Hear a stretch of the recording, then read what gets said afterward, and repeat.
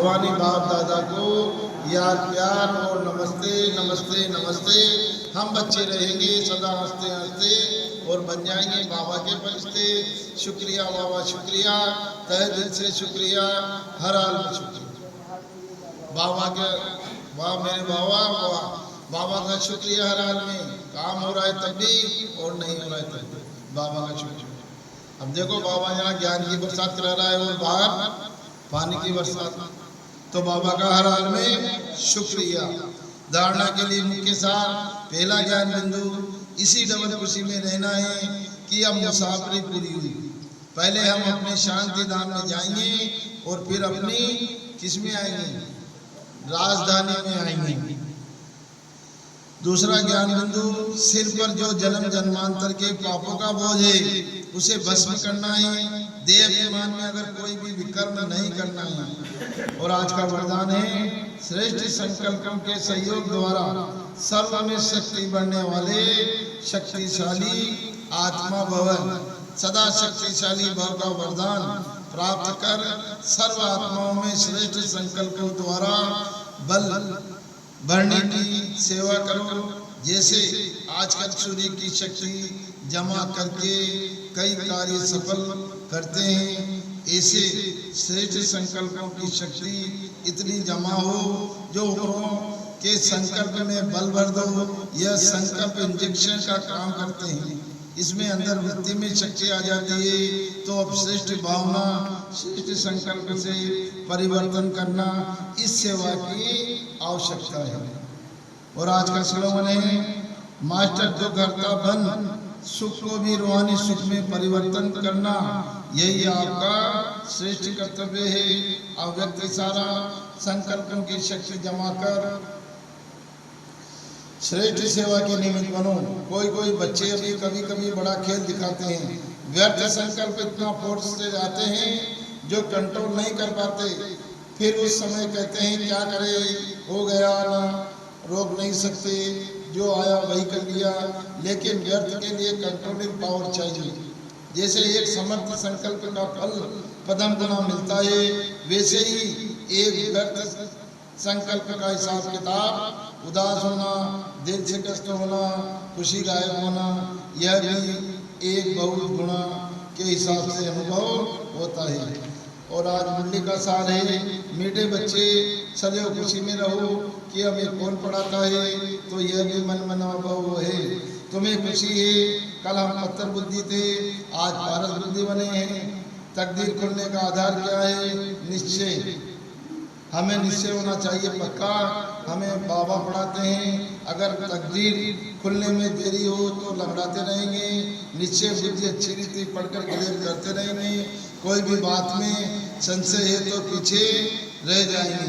जो निश्चय बुद्धि बन अपनी बुद्धि को बाप तक दौड़ाते रहते हैं, वह सत्व प्रधान बन जाते हैं।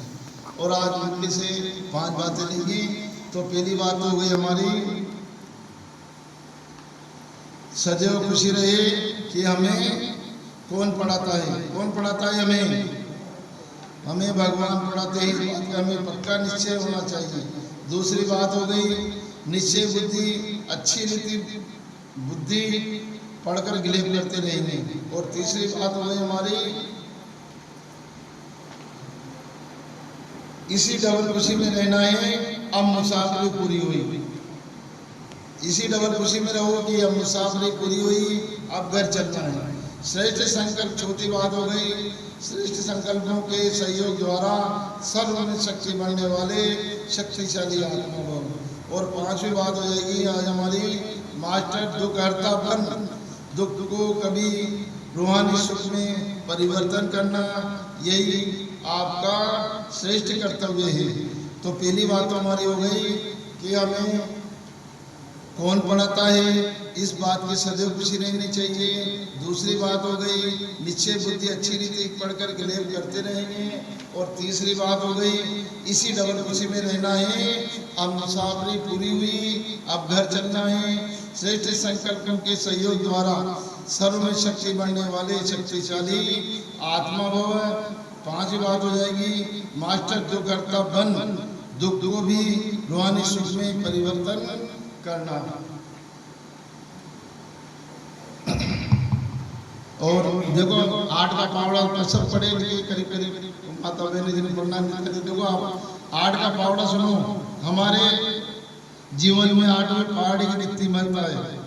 अब आप कुछ सोचो हमारे जीवन में 8 की पहाड़ी की कितनी महत्ता है, वो मैं आपको सुनाता हूँ।